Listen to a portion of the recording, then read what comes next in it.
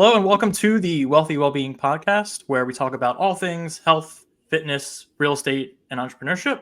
My name is Zach Bush, and I am your host. Today, I have a friend of mine, Landon Moore. Thank you, Landon, for coming on the podcast today. No, I'm excited to be here. It's going to be a lot of fun. So this is the first time we're talking face to face. So why don't you give me and everybody a little bit of background in your journey through real estate? And I know you're a CrossFitter as well. So, even the health and fitness side of things. Yeah, definitely. I got into real estate about 5 years ago, to be honest. It's 2024 right now. And about 5 years ago, I had a kind of a identity crisis of wanting to exponentialize the legacy for our family and what we're doing from a financial standpoint, working full-time as a mechanical engineer, my wife being a labor and delivery nurse. And from there, we started to really dive into and read all the books, listen to all the podcasts, and like, what is going to be our vehicle? We didn't know what it was going to be. That, coming from a blue collar background here in Oregon, where I was born and raised, like I didn't have the people around me that, owned businesses, owned a ton of real estate, multifamily, single family, whatever it may be. And so I didn't have that support or that community around me. And so I had to kind of find that myself. And so, about 5 years ago, again, reading books, and I ended up going to a real estate meetup. And at that time, I was so nervous. My hands were shaking and trembling of like, I have nothing to provide value to these people. I'm so nervous to go. And it was mind blowing and huge breakthrough mentally for me, that they're just regular people. And so for us, we realized like real estate is our tribe. That is the vibe we want to attract, and the avenue and the vehicle we want to pursue towards financial freedom and all the other aspects of life for wealth creation and wealth generation for our children, and so on and so forth. But that's kind of the real estate background. I can dive into that deeper if you want, but yeah. Yeah, that's perfect. So, I think, so it's funny that you're a mechanical engineer. I actually didn't know that. That's what I do as well. So it's always a nice parallel to meet other people who are in engineering. I think that engineering translates pretty well, at least into like the analysis side of things, and like the number side isn't as intimidating as it might be for some people. But you mentioned, you went to this first meetup, right? You're nervous for it. And I imagine a lot of people who are looking to get into something new, whether it is going into a new gym for the first time or going into a new real estate meetup, like what pushed you to get over that fear, that nervousness, and how did you get over that? It's funny you mentioned that in the relationship to the first time you do anything, whether it be the gym or whatnot. I remember, as it relates to fitness and health, is that, I grew up very, very healthy in a sense. I played all the sports growing up, but then I had an event when I was a sophomore in college where I shattered my left ankle.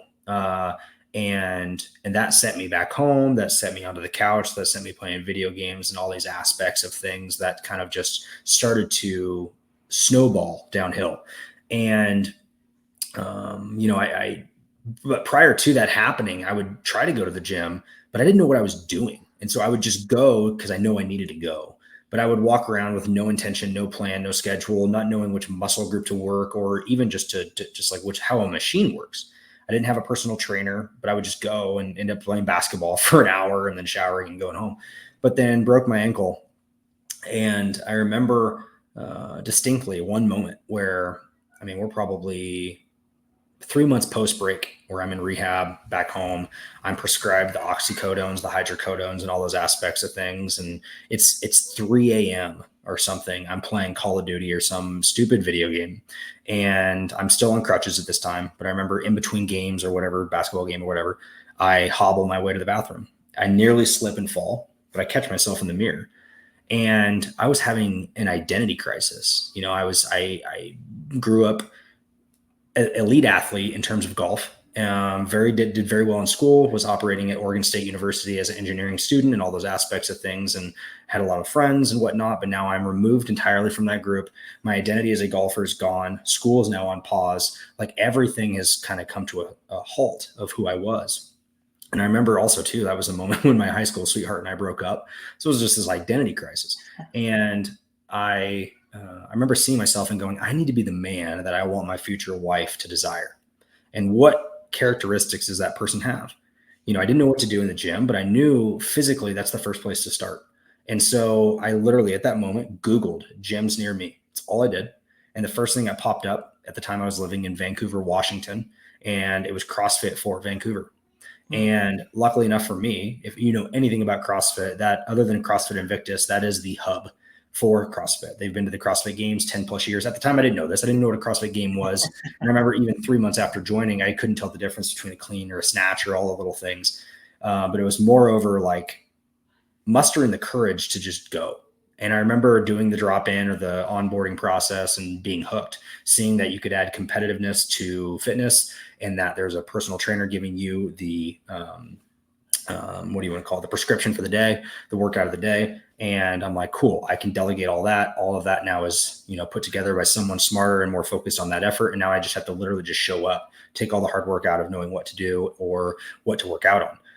And began that journey. And I related a lot of that to that first meetup is like, you may not know what you're going to do.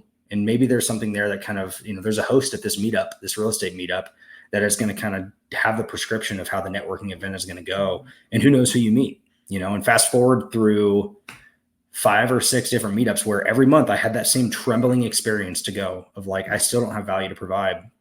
Fast forward, end up meeting some of my best friends that I still network with here right now, one of which I still own a property with. And so, you have no idea who you're going to meet, but it's by taking that initiative of action, of courage in yourself, by showing up, that it's going to take you past that point of resistance and failure to go to the next level and meet the right person you need to meet. I love that. And I love the comparison too. And that's why I've always been a fan of CrossFit, because it takes a lot of the stuff like, I don't know what to do. Perfect. You just show up. It's all good. But the community there is really the biggest thing. Like, it's not that I think everybody should do CrossFit because of that, not because it's like, the culty thing. Like, it's like, that's not the only thing to do. There's lots of different things. And I think CrossFit brought that out with Orange Theory and F45, like that group class. Completely agree. Aspect. And so I don't even care as long as you're getting into like, that's going to help you thrive, is that community going. I mean, I met my wife through CrossFit. Like, a lot of my closest friends are through CrossFit, kind of the same way that you did with the real estate thing. So you go, you're nervous for this real estate meetup. You go, like, what do you suggest for somebody who's nervous? They're going to do it. Like, same thing. I don't know what value I can provide to somebody. How do you go to these meetups and be productive or get some value out of it? Or what would you recommend for somebody who's like, it's really interesting you say that, because I do I host a meetup here. I'm currently up in Bend, Oregon for the summer. My family and I summer up here in Oregon to beat out the Phoenix, Arizona weather during the hot months. And the first thing I did when I came here is I started a real estate meetup every Tuesday. So tomorrow night I will host a meetup from 4 to 6 p.m. Usually blends till 6:30, 7 o'clock, because we're having so much fun. And every single time there's always a new face. And what I tell them, much like I tell everyone on my team, that my real estate team, is like, the work is the filter. And so what I mean by that is that, you may not have enough value to provide right now, but you show up every single week consistently, show that discipline, and listen to what I have to say and take what I bring and go run with it. You're eventually going to end up with something. And I'll give an example. So I used to host the same meetup down in Phoenix, Arizona for about 9 months straight. And when I first started, I didn't know what to expect. Some of it is branding, some of it is identity, some of it is deal making, obviously doing deals with people. We've done tons of deals through just the meetup alone. It monetizes itself. But more importantly is you meet the people you want to be around. So very similar to a CrossFit gym, you go to the same 5 a.m. class, whatever it may be, you're going to see the same people pretty regularly. And you start networking, getting to know them and their family and all those aspects.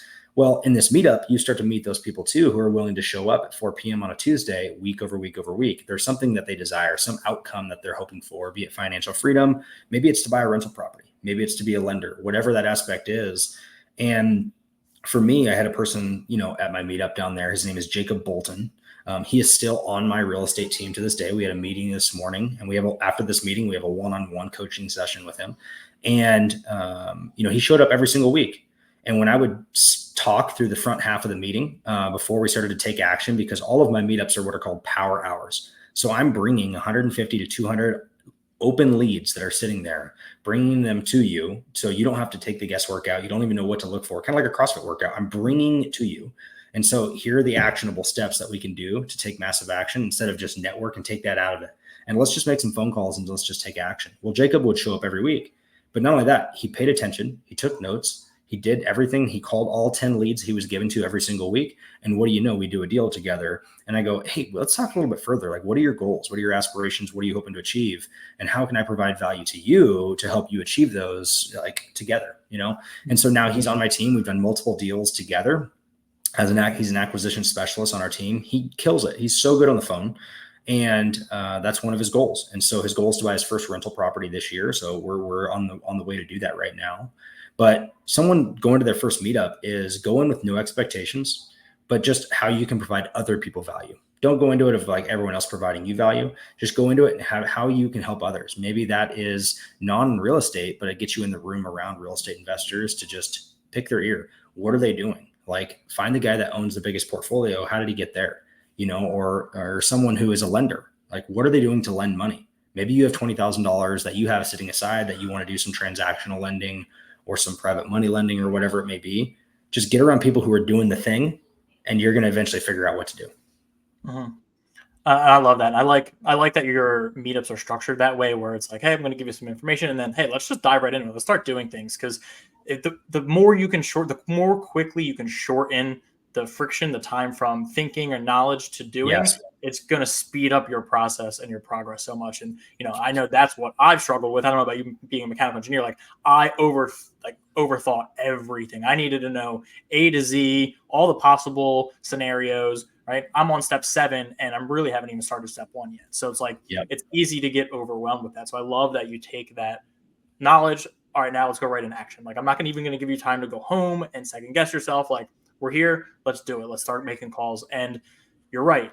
By somebody coming in and just going, okay, I'm going to follow your lead, right? The person doesn't know anything. You're going to respect that person. You're going to pay more attention to that person and provide them value. And it sounds like exactly that's what happened. So now he's on your team. He's helping you, right, get what you want and what you need, right? Whether that's more deals or, you know, more relationships. And now you're helping him and vice versa, accomplishing his goals, and that you focused on what does he want to accomplish and put him in the right spot for that.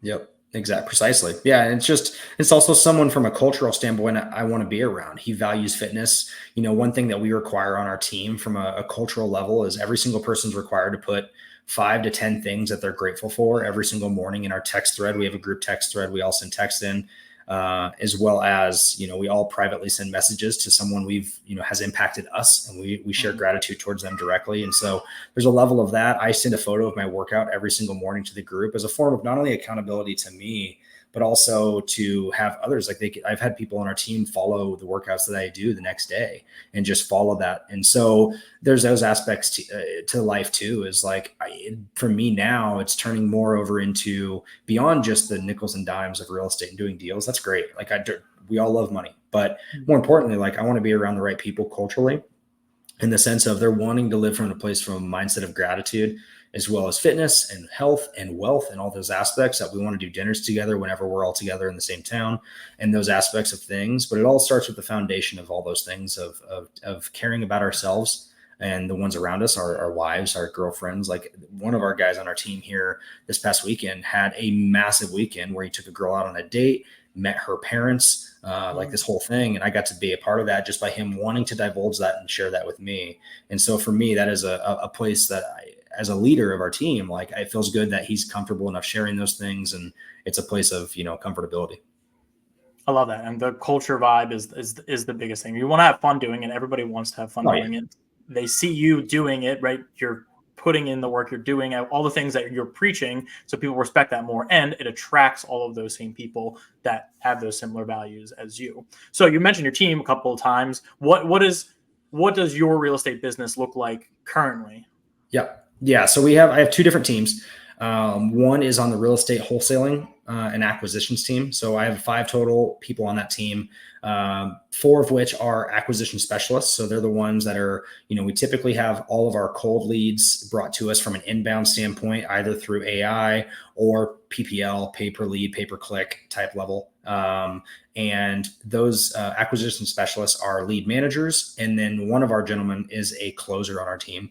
I'm also a closer on our team temporarily until we can get him elevated so he is closing every deal. That's the ultimate goal, is to elevate me out of that position. And then we have one disposition manager. That disposition manager's role is for any of the deals we get through acquisition. He in turn needs to find the end buyer for that under dispositions. And so that's that team. And then the second team we just started here recently with a primary focus of self-storage investments and just diversifying our asset classes is there's just 3 people, including myself, my partner, Chris Geddes. He is kind of the behind the scenes doing all of the underwriting and all of the market data and getting all the Moody's data, the Radius data, and everything to tell us which markets to invest in. Like, we just narrowed it down from 15 to 5 based purely on migratory patterns, economic patterns, square foot per capita of these. Like, he's a nerd and it's so great. He's ex-Google engineer. So I let him do his freaking thing. And then Daniela Devine, who's also on that team as well too. She comes from she has a commercial real estate broker license in California. So she has access to all of this nerdy data, as well as they have a family owned business for 30 plus years that did 7 figures. So she has like all the processes, all the implementations of day-to-day operations tomorrow thinking once we have one under contract and closed. She's also a full-time transaction coordinator. So she knows how to draft the contracts and all that aspects of things. And then myself, I like to think of myself as a creative finance deal engineer of drafting up and negotiating really good terms for ourselves and our investors, because we're primarily going to be using private money partners and investors, lenders for these acquisition class. And with that being said, like, for example, we just closed a deal, here a month ago up in Kalispell, Montana, where the home was on market, single family home, 5-bed, 3-bath. And we ended up getting it fully furnished. It included a drift boat with trailer. It's like a $10,000 drift boat. And the terms are wild. It was $775,000 home was listed on Zillow.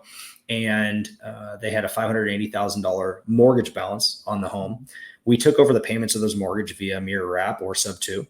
And then the remaining equity, we gave them a $50,000 down payment on the equity. The remaining 90 or 170K is going to sit silent for 12 years, no payments, no interest, no nothing, and just sit there and has a 12-year balloon that we have to refinance, sell, or do something with by then. And so my ability to negotiate these insane terms, I think, is going to transfer over well to a larger asset class like self-storage that has more scalability. And so that's kind of the focus. Those are the 2 teams right now.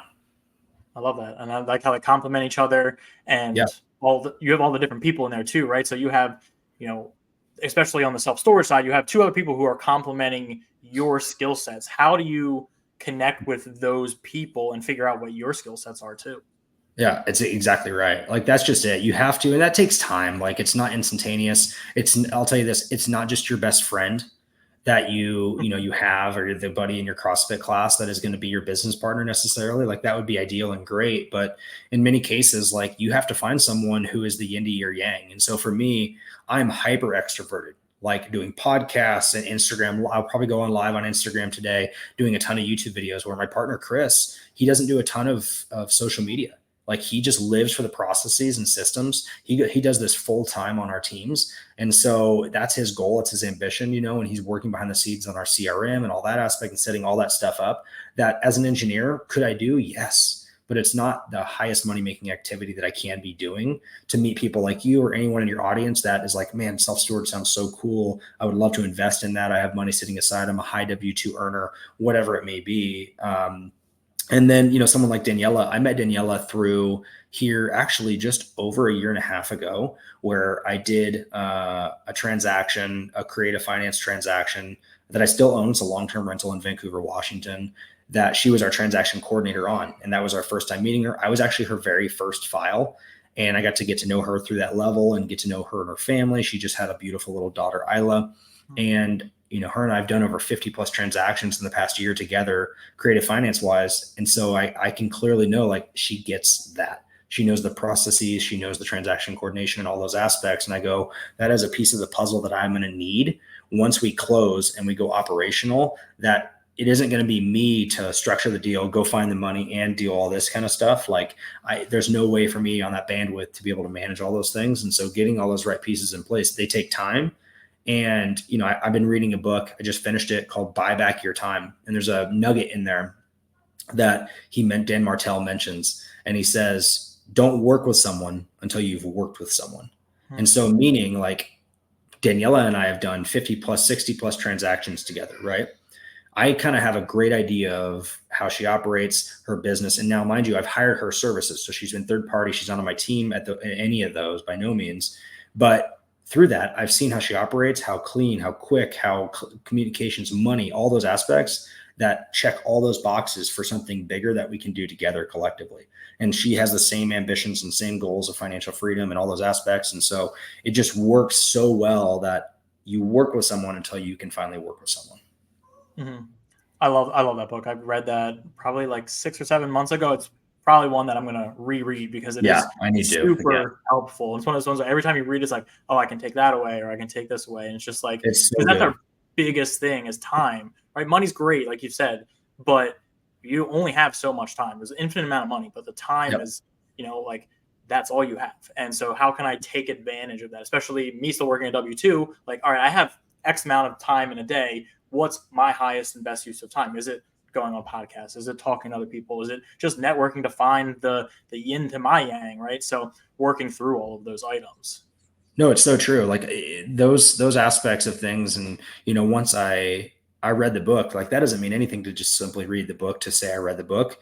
It's all about taking action off those little nuggets. So like for me, when I'm reading the book, I'm also taking notes in my note on my iPhone.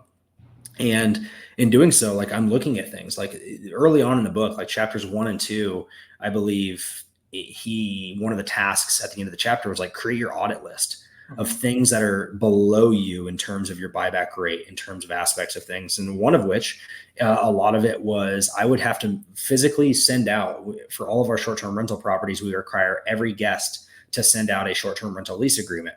Basically think of it as like if you're long-term rental, you'd sign a lease agreement. Same thing if you stay for 3 days, 1 day, whatever it may be, just to basically say no smoking, don't be a knucklehead, blah, blah, blah.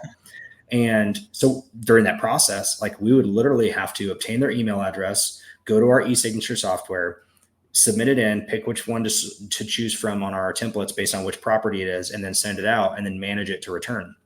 And I'm looking at that as a low money making task that one, a VA could do, or automations can do. And then 2 is like, it's just a time suck and annoying. It's like people are pestering us of like, hey, can you send it? Can you send it? If I got behind. And I put that on my audit list. And immediately I was able to upgrade our e-signature software to where now our automated message that goes to you as the guest has the link for your specific short-term rental lease agreement that you just click on and you sign it. And I get an email that it's completed. And so it's like one of those things, like I just eliminated that entire thing that, it isn't a ton. It's 2 to 3 minutes a day, but like, we have over 500 plus days. You quickly add up like that over years is going to just a waste of time. So anyways, so kind of little things like that of like taking action, Yeah.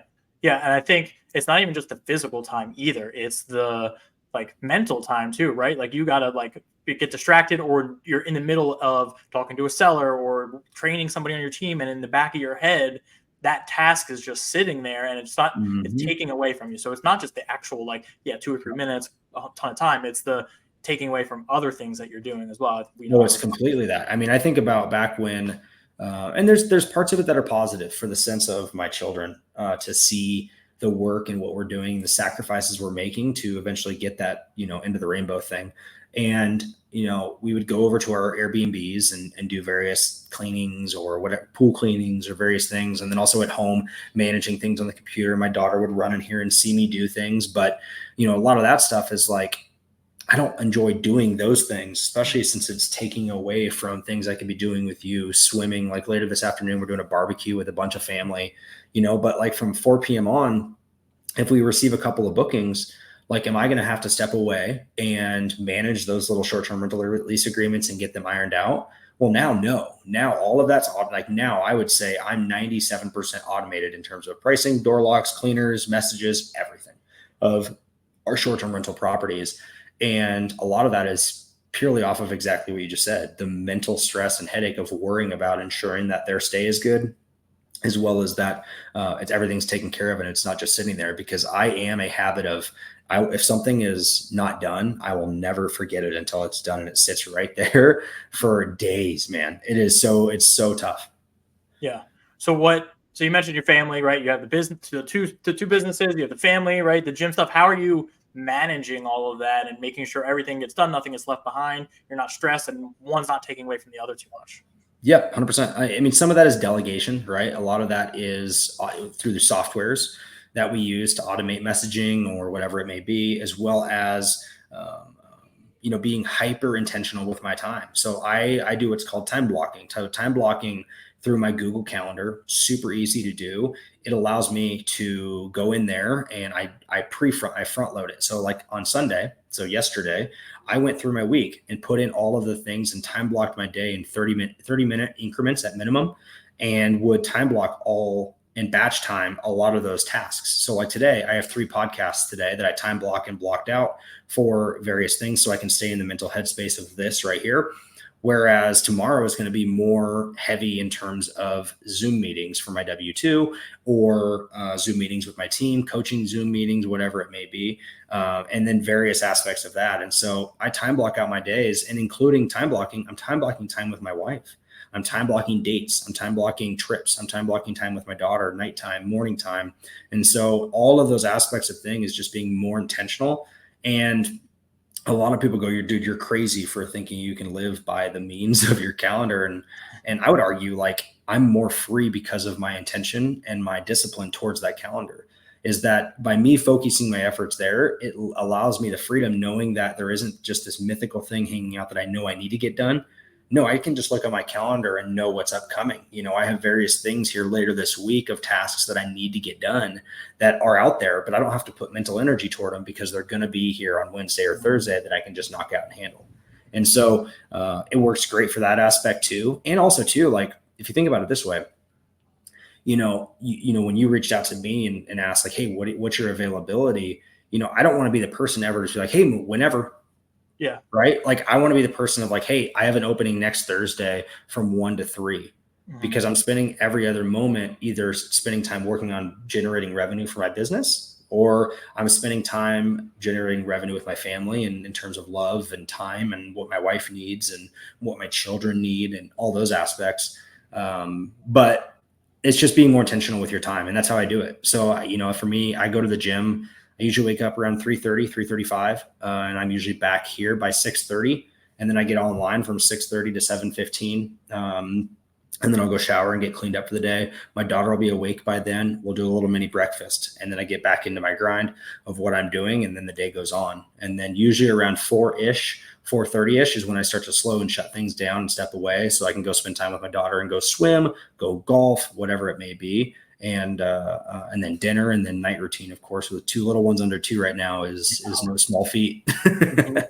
Yeah, I have a 1-year-old, so I can't imagine having another pair. Like, dude, wild, man. It's like we're living in, it's every day. One, they just go by so fast, right? Especially like with how busy I am, like they just fly. But man, like, because we have a 6-month-old and then a 21-month-old. And so we are in the absolute gauntlet of diaper changing and tantrums. So.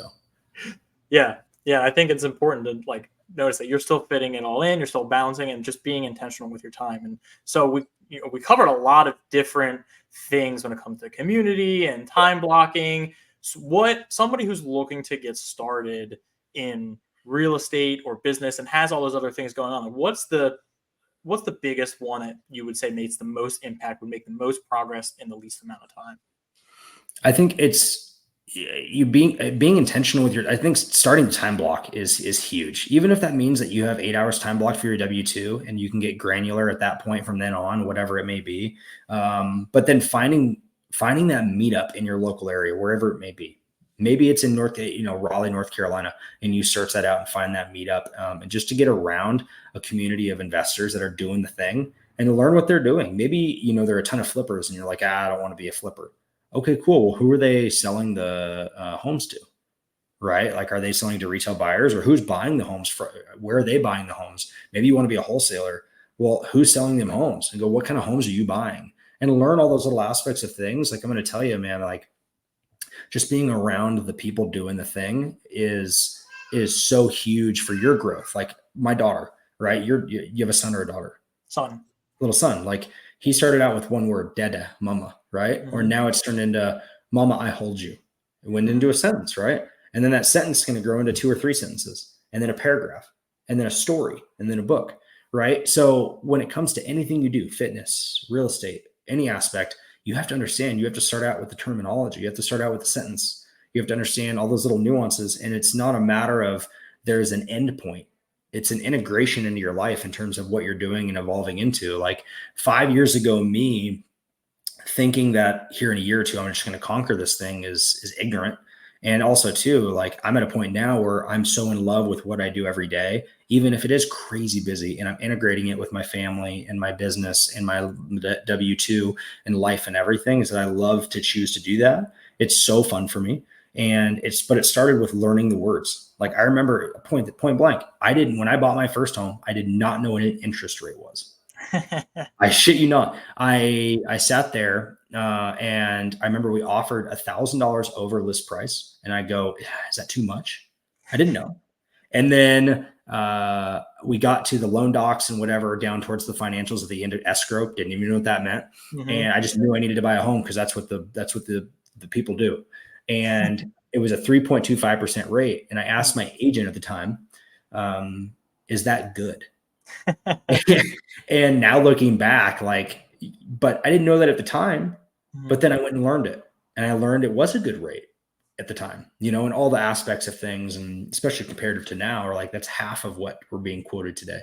And that is just naturally the evolution of just not giving up and just learning and learning and learning. It's just like fitness. Like if you, if you quit working out and just stop showing up every day, what do you think the result is? It's no different in the real estate or any type of space. Is like, just show up every day and you're going to get better and get better and get better.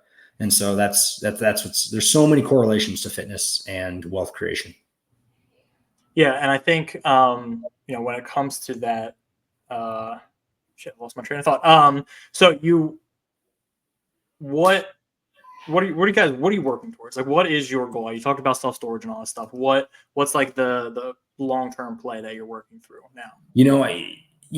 I think right now, I'm going through a little bit, not an identity crisis, but a realization that there is a massive difference. And it's obvious, but I'm just a redneck from Oregon, that there's a difference between passive income and active income. And for me, I started out and did the things that all the books said, the Rich Dad, Poor Dads, all the other ones, right? And that said to buy real estate. And so that's what I started to do. And we amassed a single family portfolio of residential properties of varying, we have sober living homes, we have long-term rentals, we have midterm rentals, we have short-term rentals, and all these different asset classes in the single family space. And it's great. It's cool. Right. It's really cool. But a lot of that is passive income, which is great and beautiful. And that's the buzzword of 2023, 2024. But what you realize very quickly is it's unreliable in a sense, unless you amass 30 to 40 properties, in my opinion. So I need an active income engine on a consistent basis that is going to produce me that 20 to 30K every single month on a consistent basis, not the volatility of short-term rental or, an issue with a property that takes I don't want to put my family at risk. And so for me, I'm leaning now more into the active income bucket and trying to figure out that realm more over than the passive. I've done very well on the passive, and I'm thinking I'm obviously going to add more to it and let that continue to grow for wealth creation, legacy creation for my daughter, to pay for college and my son and all those aspects of things. But for me, it's active. So what I mean by that is I'm starting to look at asset classes like self-storage that I'm going to focus my efforts into, and basically just change the arrow's direction and take my same skill set to apply it towards a larger asset that is more of a business revenue generating operation. So that self-storage, can produce $8,000, $10,000, $12,000 a month, all the while still being a real estate piece of property that, again, has no tenants, no termites, no toilets, that can still appreciate. We can increase their net revenue or the net income on the property by adding other services. Maybe it's moving services. Maybe it's reducing costs by adding automations. Maybe it's a billboard out on the property or a cell tower or various other things. And so for me, I'm now looking at the revenue generating opportunities to increase our active income to focus on today money versus tomorrow money. Did a good job on that. Still working on that. That's not going to ever stop. I'm not at the finish line of that by no means. Like, I have more problems ahead of me there, but the aspect of active. So right now, heading toward and focusing, we're going to put a self-storage property under contract before the end of this year in 2024. That's the goal right now. That's goal number one, with hopefully increasing that to 2 or 3 in 2025. All the while still purchasing sober living homes and probably one more short-term rental in 2024 on the single family side. And that'll be, again, more passive income because we're not really taking any dividends from that. It's only just building that nest egg. So I love that. I like the diversification. And that's what I do like about like self-storage or any of that commercial stuff is that you can treat it like a business. Like, it's real estate, but you can treat it like a business. There's so many different aspects to it, right? There is also business buying, but that is actual business. There's a whole other components of that. There's people and employees, and the self-storage has a little bit, but if you can increase the value 2 ways, right? You can bring up the income, or like you said, decrease the expenses by doing different things. So, with going from residential to something like self-storage, how are you, like, where are you learning the information? Like, how are you getting the confidence to go from one asset class to the other?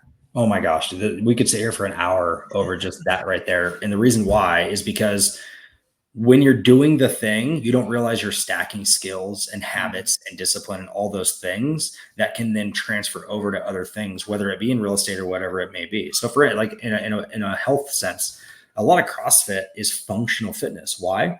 Because, I always relate this. Someone always asks me about bench press and burpees and push-ups and whatnot, and they're all identical. They should be in principle. And the reason why is because, let's say you and I are at a bar and I get into a fight. You're never going to see me push like this, right? You're pushing from your core, very similar to a push-up. You're being functional, but you didn't know you were building that skill in the moment when you're doing a push-up or a burpee or a bench press or whatever it may be. And it's no different than in the business buying or real estate or whatever. It's like my short-term rental portfolio. What did I learn in buying those and whatnot? I learned hospitality, customer service. I learned how to automate. Like I said, 97% of everything is automated. Dynamic pricing, door locks, check-in information, check-out information, our cleanings, everything is automated. Like, truthfully, other than like a random one-off issue where there's a pest or something. Like, we had a roof rat in one of our properties the other day. Obviously, that's a one-off, but so all of those skills I'm stacking, and I'm realizing, oh my gosh, all of those things still apply in self-storage, and I can handle all of that. Automated messages, automated door locks, gate codes, and everything there. It's like, oh my goodness, just recreate it there with the automations, and it's just at a higher scale because you have 300 units versus one door. And so those skills that you're building right now, you don't know it, but they're going to transfer over something bigger tomorrow. And so, for those of you who are listening, like, don't think that what you're doing is minuscule and small. Me figuring out how to automate messages for an Airbnb guest is really freaking cool. I didn't know it at the time. It's actually going to transfer over to me buying a $1 million plus self-storage facility or larger.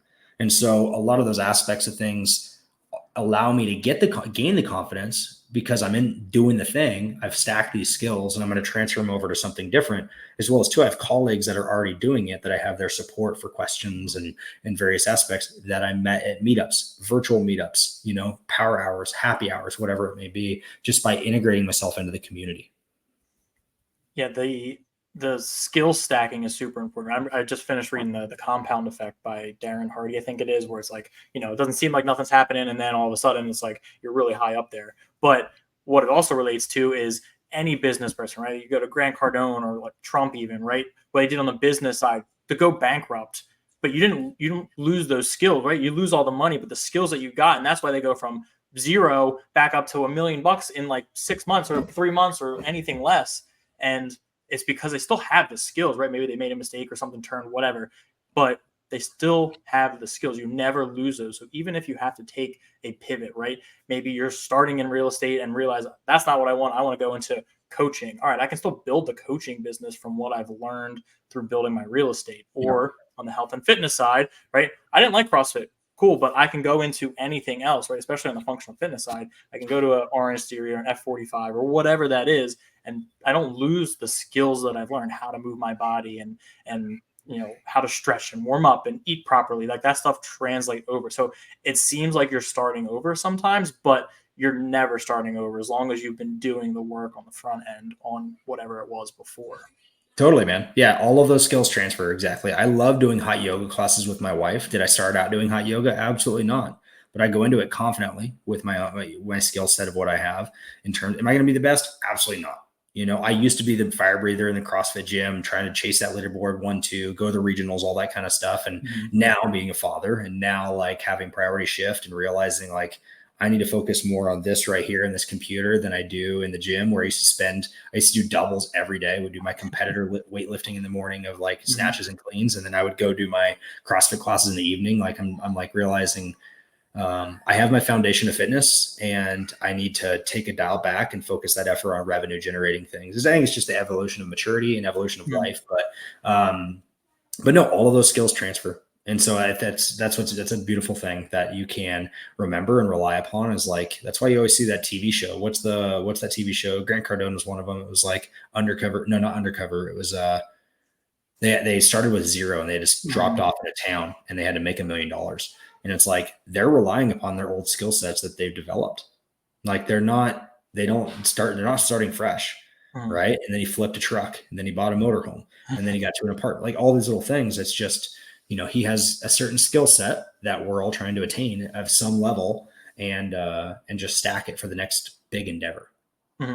And it all changes with transition of life too. Like I'm in the same boat as you are with the CrossFit stuff. Like I'll push on some days, but some days it's just like, I just need to get in here for 45 minutes to an hour, just get the work done. Again, it's just to be healthy and be around for, my son and my future kids. And like, it makes me feel better throughout the day. So I need to keep doing that. And that's why I do it. I always see like the one thing where it's like, I'm working out to be able to beat my kids at sports for as long as humanly possible. Right. Like, it's like, I want to be around for them, but like that kind of funny thing too, where it's like, they're the end goal. That's not the focus anymore. I'm not going to the games. I was never going them. I'm not going to them now. So how can I just increase the longevity of my body so that it's there for them, and I can run around and play with them, and I'm not, 40 or 50 years old, like barely able to get off the couch, right? Be able to completely, man. Completely. And for me now too, like I've always said this, is that the gym now for me, it's my body already knows. I wake up, like I don't even need my alarm. It just knows. And I look at more as it's mental training, and the physical is a byproduct. So like the person I see in the mirror and all those aspects, like that's great. And I love the 6 packs and all that kind of stuff. Like, don't get me wrong. And if you want it, go for it. You can totally get it. But for me, it's the mental training and going through that adversity that is probably one of the harder things I'm going to do during the day, is to wake up that early, go to the gym, cold plunge, do all my normal things that, we all do. But that when I come home, like it's downhill from there. Like those problems, like I got through that mental training, and now the physical is a byproduct. Eat healthy and go do your meetings and your podcasts and your Zooms and your closing calls and your sale calls and all those aspects of things. And it just, that primes my day for allow me to be the best version of me in those moments. And so that comes across every time. And I think that is the degree of what separates the people who don't work out. And not to say that that is everything, by no means. Like I'm not going to sit on that pedestal. There's hyper successful people that don't, but I would argue like the mental training that it goes through to do that and face those adversities physically and emotionally and mentally and fighting through those, and then having the day, like you can see that in my closing calls and my sales calls. Like my energy is high. I'm excited. I'm anxious. I'm looking forward to that opportunity. And even when it fails, it's like, hey, we learned something today, and now let's move forward, So there's so many positive benefits of health and fitness. For sure. And the like failing part of it too, right? Like it's like you've already accomplished something. So it's like, whatever, it's not a big deal. Like, I don't judge my son for falling over because he's learning how to walk, right? It's just part of that process too. Totally. So we talked about a couple of books, or you had mentioned a couple of books, Rich Dad Poor Dad, Buy Back Your Time. Is there, are those two, what are your top 3 books? Are they in the top 3, or do you have any other books that you think would be a good, that helped you? Yeah. I mean, Rich Dad Poor Dad is the Bible of anyone who is wanting to, at least for me, I came from I was the first one to go to college in our family. And so like, for me, that was just mind blowing of looking at real estate and life and assets and liabilities of like foundational level knowledge. Huge. Got to read that.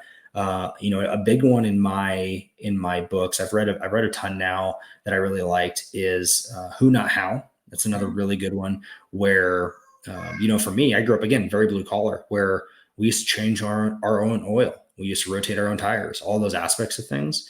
And so whenever a problem would arise, me being a trained problem solver engineer, is I would think, how can I solve it? Instead of changing the question, which is what I do now, is like, who do I know that can solve it? Or who do I know that has solved it that can help me solve it? And so there's so many little things and nuances of changing that one question in that frame. That was huge for me. I think Buy Back Your Time is up there. Honestly, I think it really is. There's one more book that I'm blanking on the title right now, but it's foundationally Babylon. Richest Man in Babylon. Richest Man in Babylon is another one I've read 4 or 5 times. I love that book. That's another good one. But there's so many out there, and that's just it, is like, I finished a book here recently. It was actually all about self-storage investing, but in there it was that by reading a book, you're shortening your, the learning curve on that subject by like 7 years. And so by just simply reading a book, and they're so inexpensive, like audiobooks are $7, $9 to learn about self-storage investing, or learning, like, I just think about the value of how much I'm going to make and earn and save off of Buy Back Your Time from a time standpoint and a money standpoint, just by reading that and listening to that book in transit from here to the gym and then back, it's huge. And I mean, that takes time. I'll be honest, like getting into that habit of being consistent on doing those things, it's not easy. It's just, again, you have to be intentional about what you want, and your why has to be greater than any fear or any insecurity that you have of what you're trying to achieve is worth, that drive. You're not listening to Eminem. You're listening to an audiobook of whatever topic you're wanting to get into. If it's Rich Dad Poor Dad in real estate, it's Buy Back Your Time, whatever aspect of things. And you're just garnering skills and lessons throughout. So that's what I would say, those 4 books, but there's an endless supply of books and podcasts out there that are just free and valuable. I love it. The ROI on a book, and especially a free podcast, YouTube, like there's so much information out there now, which can be partially a problem, but in general, the information's out there. It's free. But like we talked about really early, was you can get the information, but you got to do something about it. And if you're not doing anything about it, then the information is useless. Well, that's why I changed up the meetups, right? Like I would I went to those meetups, and those had huge effects on me, and I'm not going to dismiss those. And I still go to those same meetups where it's a happy hour and we're having, cocktails or something and chatting and appetizers and just talking and whatnot. But what's tough about those is they're less intimate. So you have 30, 40, 50 people at these meetups. And so what ends up happening is, 10 to 15 of those people who are already nervous to go hide in the corner at the dance, right? And they don't do anything. And, but they have a skill set that is untapped in those meetups, because every person like me who is hyper extroverted, doing podcasts, whatever, needs someone who's an integrator that's behind the scenes that can handle a lot of that day-to-day operations. And that's likely a quiet person sitting in the corner, not wanting to network. And so like, that's what makes those meetups tough. And they're still valuable, no doubt. But I still go to those, but I changed mine to be more power hour, which is more intimate. I cap it at 12 people so that we can meet you. I want to meet Zach, and I want to understand what you're trying to accomplish, what you can do. Like I recently had this couple come to my power hour that they didn't want to make calls, and that's fine. Like I totally get it. That wasn't their skill set. That's not their avatar of what they want to do, but I got to know them more, and now they're private money lenders for me. They have money sitting on the side. They're elderly. They just want to make a return on their money, not be involved. And then I ended up connecting them with a mutual colleague that I own some property with up in Vancouver, Washington. And they're doing a flip now. They're wholesaling a flip to this person in Seattle for a $70,000 bill. So like, that's why going to these meetups matter, is that you're one connection away from something that could be life-changing. And it could be an educational piece for you and for everyone included. So awesome. I love that. So what is the biggest thing that you need right now in your business in general? Yeah, I mean, ultimately right now for me, it is capital raising. So if anyone out there has private money that they want to lend on, either and I can talk deeper on this too. Like I own my most favorite asset that I own is a sober living facility. It's an all 11 women, all women facility that, the mortgage is $3,000 a month that we took over sub 2. So meaning we took over the payments of that mortgage. I gave the sellers $1,000 in closing costs. And that property is cash flowing $1,500 a month after our private money lender. Our private money lender is being paid $330 a month every single month, interest only on her money for 18 months.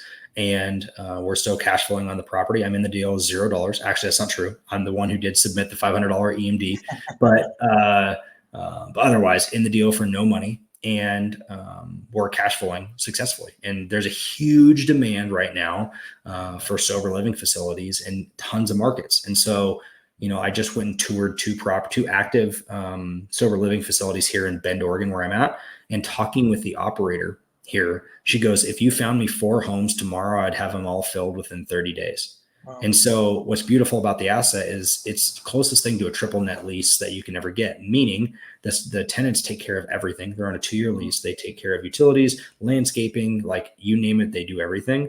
And I don't have to deal with vacancies. I don't have to deal with tenant turnover or anything. Like there's an operator, and then he manages all 11 girls in terms of turnover. They all have roles. One's a treasurer, bookkeeper, all the things.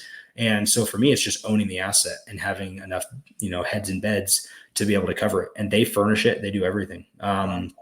And so we're actively buying those. So if that's something that it fuels your heart like it does mine, I would love to meet you and work on those deals together. I'd be open to even partnering potentially, depending on who it is and the kind of the macro vision, as well as also too like larger style acquisitions like self-storage.